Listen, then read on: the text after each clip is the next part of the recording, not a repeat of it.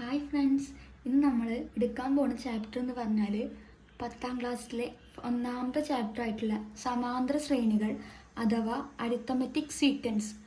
ഈ പാഠം എന്ന് പറഞ്ഞാൽ പഴയ ടെക്സ്റ്റ് ബുക്കിലെ അതേ ചാപ്റ്ററിൻ്റെ നെയിം തന്നെയാണ്, പക്ഷേ കുറച്ച് വ്യത്യാസങ്ങൾ മാത്രമേ ഉള്ളൂ. അപ്പോൾ ആദ്യമായിട്ട് നമ്മൾ എടുക്കാൻ പോകുന്ന ടോപ്പിക്കാണ് നമ്പർ പാറ്റേൺസ് അഥവാ സംഖ്യാക്രമങ്ങൾ. നിങ്ങൾ പാറ്റേൺസ് എന്താണെന്ന് കേട്ടിട്ടുണ്ടാവും, അതായത് ഒരു കൃത്യമായ റൂള് കീപ്പ് ചെയ്തിട്ട് എഴുതുന്ന പാറ്റേൺസ് ആണ് നമ്പർ പാറ്റേൺസ്.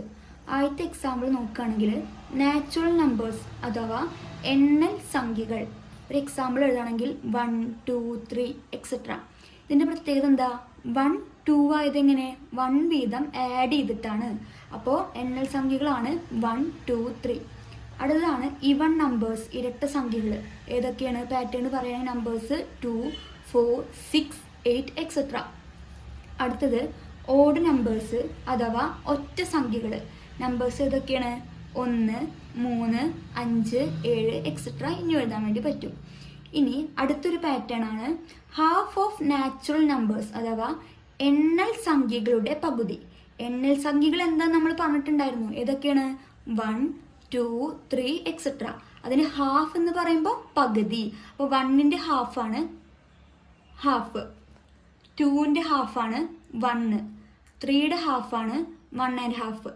അപ്പോൾ അതായി. അടുത്തത് സ്ക്വയേഴ്സ് ഓഫ് നാച്ചുറൽ നമ്പേഴ്സ്. ഈ നാച്ചുറൽ നമ്പേഴ്സിൻ്റെ സ്ക്വയർ. അപ്പോൾ 1ന്റെ സ്ക്വയർ 1 × 1 1.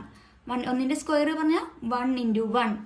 2ന്റെ സ്ക്വയർ എത്രയാണ്? 4. 2 × 2 4. 3യുടെ സ്ക്വയർ ആണ് 9. 3 × 3 9. ഇതാണ് നാച്ചുറൽ നമ്പേഴ്സിൻ്റെ സ്ക്വയറുകളായിട്ട് വരുന്ന നമ്പേഴ്സ് എന്ന് പറഞ്ഞാൽ. ഈ ഓരോ പാറ്റേണിലും ഓരോ റൂൾസ് അവർ എന്ത് ചെയ്യുന്നുണ്ട്? കീപ്പ് ചെയ്യുന്നുണ്ട്. ഫസ്റ്റ് പാറ്റേണിൽ നോക്കുകയാണെങ്കിൽ 1 വീതമാണ് കൂടി വരുന്നത്. സെക്കൻഡ് പാറ്റേണിൽ 2 വീതം കൂടി വരുന്നു. അപ്പോൾ ഓരോ പാറ്റേൺസും ഓരോ റൂള് കീപ്പ് ചെയ്തിട്ടാണ് കണ്ടിന്യൂ ചെയ്തുകൊണ്ടിരിക്കുന്നത്. അപ്പോൾ ഈ സീക്വൻസിനെ പറയുന്ന പേരാണ് നമ്പർ സീക്വൻസ്. എന്താണ്? നമ്പർ സീക്വൻസ് അഥവാ സംഖ്യാശ്രേണി.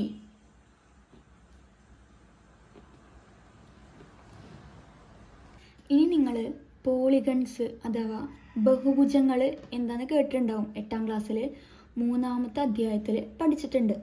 അപ്പോൾ പോളിഗൺസിലെ കുറച്ച് ഉദാഹരണങ്ങൾ ഏതൊക്കെ നോക്കാം. ത്രികോണം പോളിഗൺ ഉദാഹരണമാണ്.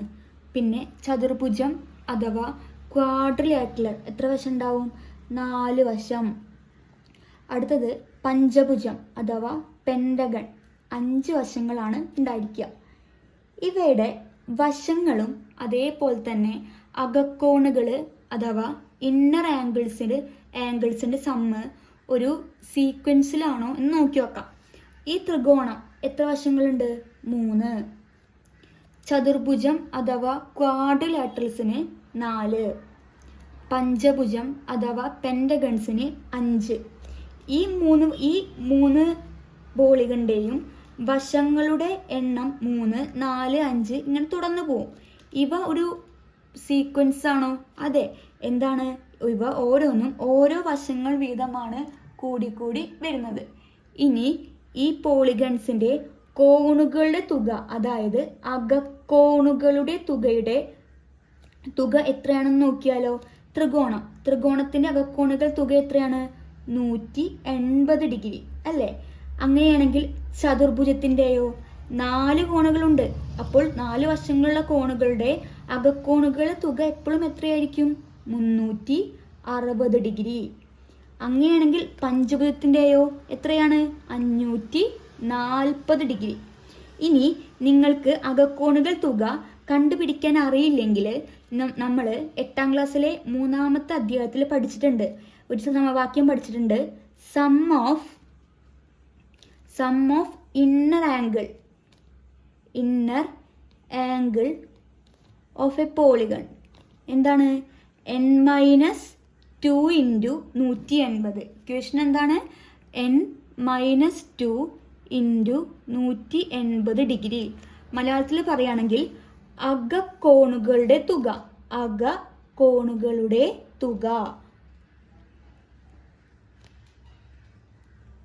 സമം n-2 ഇൻറ്റു 180. ഇതിൽ ഈ പെൻറ്റഗൺ അഥവാ പഞ്ചഭുജത്തിന് എത്ര വശങ്ങളുണ്ട്? 5 വശം. അപ്പോൾ എന്നിൻ്റെ അവിടെ എത്ര കൊടുക്കുക? 5.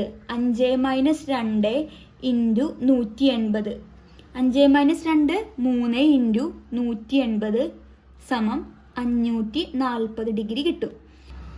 അപ്പോൾ ത്രികോണത്തിൻ്റെ അകക്കോണുകൾ അഥവാ ഇന്നർ ആംഗിൾ സമ്മ് 180, ക്വാഡ്രിലാറ്ററൽ അഥവാ ചതുർഭുജത്തിൻ്റെ 360, പഞ്ചഭുജത്തിൻ്റെ 540 ഇങ്ങനെ തുടർന്നുകൊണ്ട് പോവും. ഇവയോരോ കോണുകൾ തുകയിലും എത്ര വീതമാണ് കൂടി വരുന്നത്? 180 ഡിഗ്രി വീതം അല്ലേ? അപ്പോൾ ഇവയും എന്താണ്? ഒരു നമ്പർ സീക്വൻസായി കണക്കാക്കാം. അടുത്തതായിട്ട് നമുക്ക് പറയാനുള്ളത് 4 ചിത്രങ്ങളുണ്ട്. ആ 4 ചിത്രങ്ങളിലും വലിയ ത്രികോണത്തിൻ്റെ കർണത്തിൻ്റെ നീളം കണ്ടുപിടിക്കുകയാണ് മീറ്ററിൽ. അത് മീറ്ററിൽ കണ്ടുപിടിക്കണം. കർണം അഥവാ ഹൈപ്പോട്ന്യൂസ് കണ്ടുപിടിക്കാനുള്ള ഇക്വേഷൻ മുന്നേ പഠിച്ചിട്ടുണ്ട്. ഹൈപ്പോട്ന്യൂസ് സ്ക്വയർ സമം base square plus height square. മലയാളത്തിൽ പറയുകയാണെങ്കിൽ കർണം സ്ക്വയർ സമം പാദം സ്ക്വയർ പ്ലസ് ഉയരം അഥവാ ലംബം സ്ക്വയർ. ഉയരം നേടിയാലും കുഴപ്പമില്ല, ലംബം നേടിയാലും കുഴപ്പമില്ല. ഇനി ഇതിൽ നമുക്ക് എന്താ കണ്ടുപിടിക്കേണ്ടത്? ഹൈപ്പോട്ന്യൂസ് ആണ് കണ്ടുപിടിക്കേണ്ടത്. അപ്പോൾ സ്ക്വയർ ഇങ്ങോട്ട് പോകുമ്പോൾ എന്താവും? റൂട്ടാവും. അപ്പോൾ root of base square plus height square. ഇതിൽ ആദ്യത്തെ ത്രികോണത്തിൽ AC ആണ് എന്തെന്ന് പറഞ്ഞാൽ ഹൈപ്പോട്ന്യൂസ് എന്ന് പറഞ്ഞാൽ AC കണ്ടുപിടിക്കണമെങ്കിൽ പാദം സ്ക്വയർ പ്ലസ് ലംബം സ്ക്വയർ ചെയ്താൽ മതി.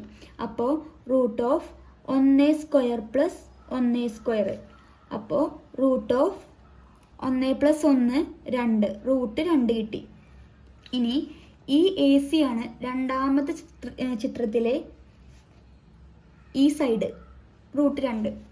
അപ്പോൾ AD എന്ന വശം കണ്ടുപിടിക്കാൻ വേണ്ടിയിട്ട്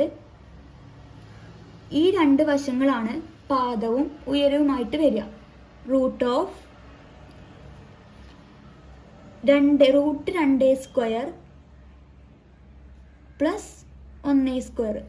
റൂട്ട് 2 സ്ക്വയർ എന്ന് വെച്ചാൽ 2, റൂട്ട് 2 പ്ലസ് 1 സ്ക്വയർ 1, 2 + 1 3, റൂട്ട് 3 കിട്ടി. ഇനി ഇതിലെ AD എന്ന വശം നമുക്ക് കിട്ടി റൂട്ട് 3 ആണെന്ന്. അപ്പോൾ ഈ ചിത്രത്തിൽ AD എത്രയായി? റൂട്ട് 3.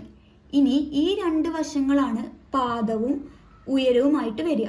അപ്പോൾ AE കണ്ടുപിടിക്കാൻ വേണ്ടിയിട്ട് AE സമം root of root 3 whole square plus 1 square സമം root of root 3 square 3 plus 1 equal to root 4.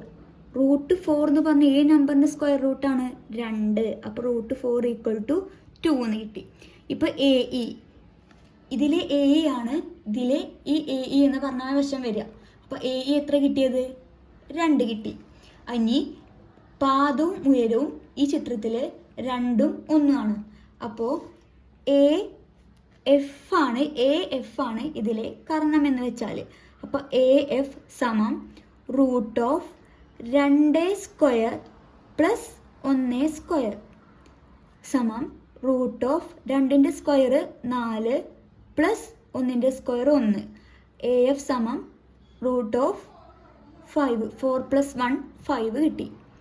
ഇനി ഈ ഓരോ ചിത്രങ്ങളെയും കർണത്തിൻ്റെ വശങ്ങൾ നീളം മീറ്ററിൽ തന്നെ പറഞ്ഞിരിക്കുന്നത്.